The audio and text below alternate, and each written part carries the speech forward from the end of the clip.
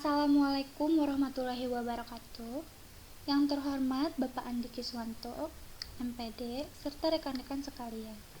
Puji dan syukur kita panjatkan kehadirat Allah Subhanahu wa Ta'ala karena atas rahmat dan karunia-Nya kita dapat berkumpul pada kesempatan ini dalam keadaan sehat. Sebelumnya, perkenalkan, saya Zikra Benazir Al-Jasisi Firmansyah, dan pada kesempatan ini saya akan menjelaskan teori Gestalt yang merupakan bagian dari mata kuliah teori belajar. Tanpa berlama-lama, mari kita mulai pembahasan pertama. Konsep teori Gestalt. Teori Gestalt berasal dari Jerman yang dikembangkan oleh Max Wettmer, Wolfgang Kohler, dan Kurt Koffka. Gestalt dalam bahasa Jerman disebut whole configuration, berarti bentuk atau konfigurasi, yang menekankan bahwa seseorang mempersepsikan sesuatu sebagai keseluruhan yang utuh, bukan sekedar kumpulan bagian-bagian kecil.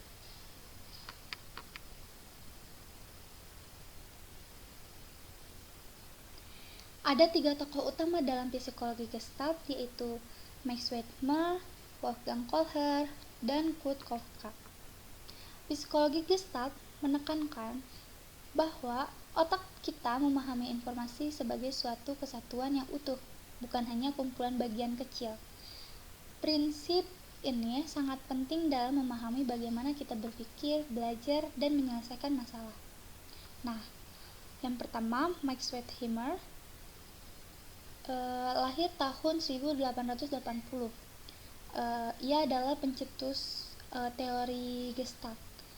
Ia menemukan fenomena P, yaitu ilusi gerak yang muncul karena cara mata kita menangkap rangsangan. Contohnya, film dan animasi.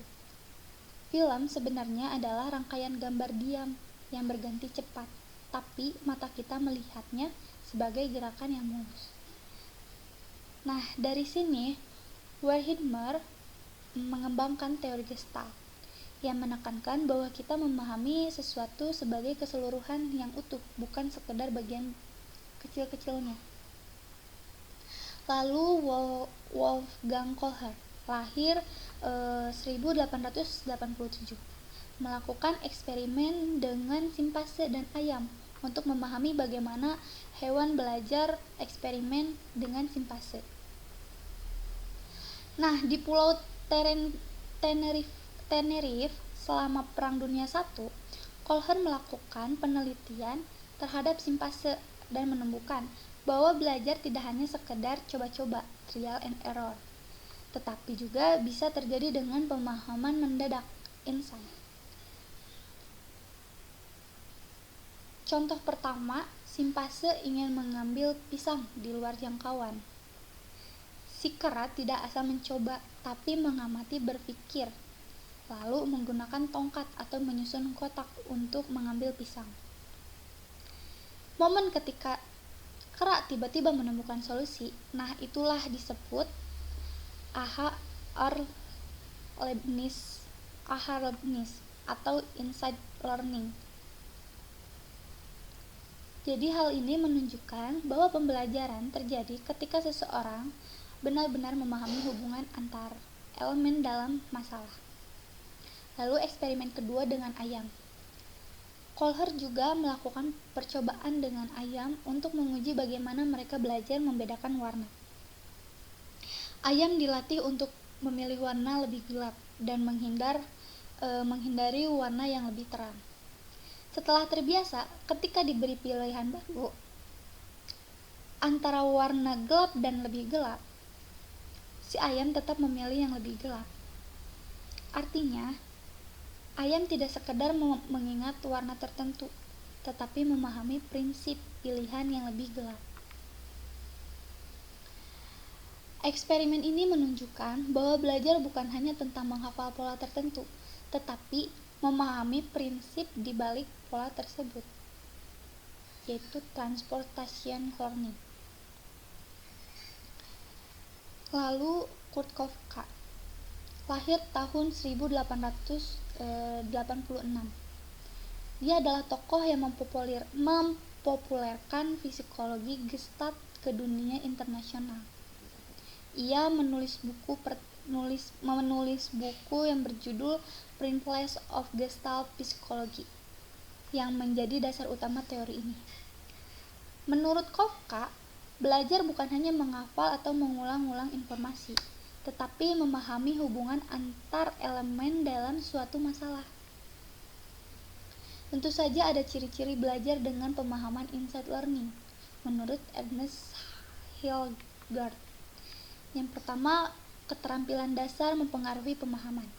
Lalu, pengalaman sebelumnya berpengaruh dalam memahami sesuatu lingkungan, dan kondisi juga memengaruhi pemahaman. Lalu, pemahaman sering dimulai dari percobaan. Belajar dengan pemahaman lebih bermakna, dan yang terakhir, pemahaman bisa diterapkan dalam situasi lain.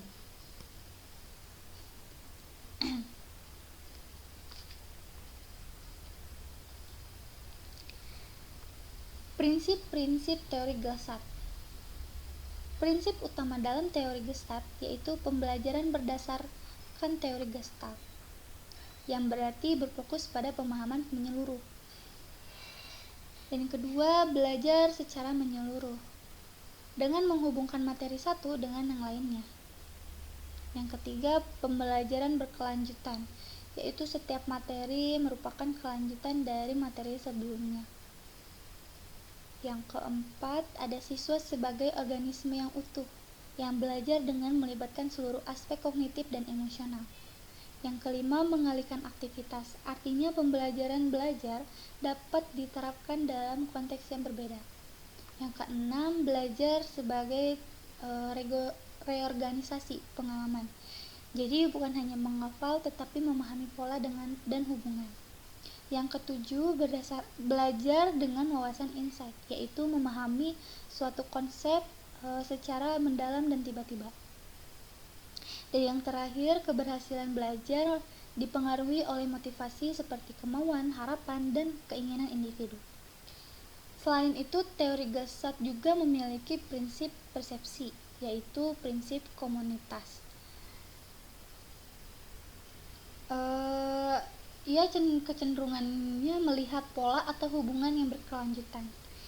Lalu prinsip hubungan figur ground, yaitu bagaimana seseorang membedakan objek utama, figur, dari latar belakangnya, ground.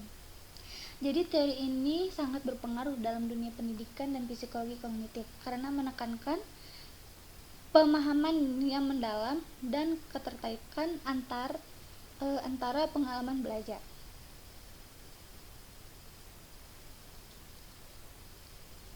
Tentu saja, selanjutnya kelebihan dan kekurangan teori Gestalt.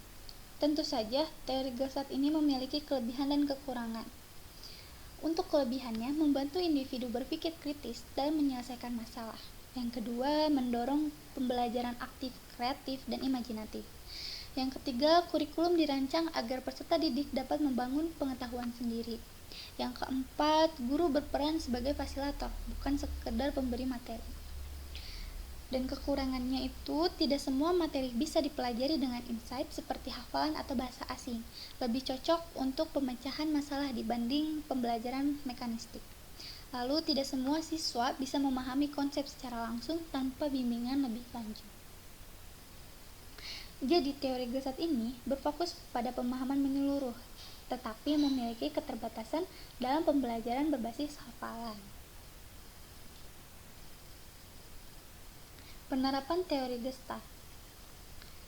Teori Gestalt diterapkan dalam berbagai aspek pendidikan, terutama dalam memahami konsep secara menyeluruh dan menemukan solusi sendiri. Ada beberapa penerapannya. Yang pertama, dalam kurikulum.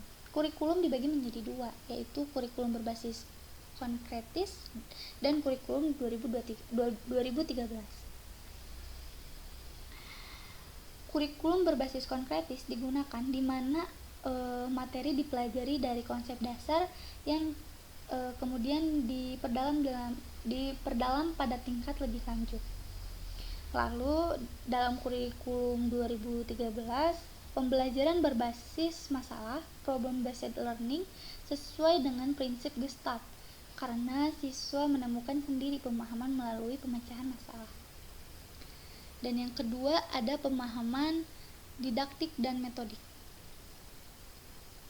Dalam didaktik dan metodik, metode pengajaran membaca dan menulis tidak lagi digunakan cara lama seperti mengeja, tetapi lebih ke metode global, struktural analitis sintesis, agar siswa memahami kata sebagai satu kesatuan. Yang terakhir, dalam metode mengajar, guru harus menciptakan strategi agar siswa menemukan pemahaman sendiri, insight, tanpa hanya diberitahu secara langsung. Lalu ada juga metode problem solving digunakan untuk mendorong pemahaman mendalam. Misalnya dalam pembelajaran sumber energi, siswa diajak menghubungkan teori di buku dengan pengalaman sehari-hari seperti mengamati perambatan panas saat memasak. Jadi, teori Gestalt menekankan pembelajaran bermakna di mana siswa memahami konsep secara utuh dan menemukan wawasan sendiri, bukan hanya menghafal fakta saja. Hal ini membantu siswa lebih memahami dan mengingat materi dengan lebih baik.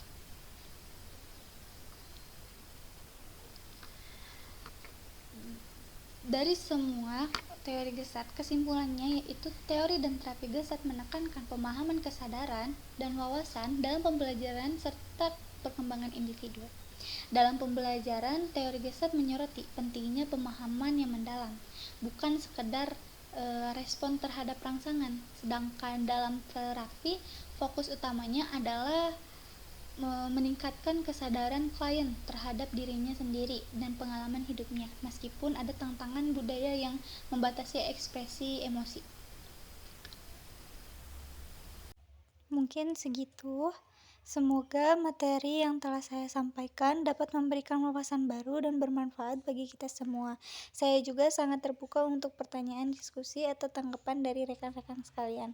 Terima kasih atas perhatian dan partisipasinya. Mohon maaf jika ada kekurangan dalam penyampaian.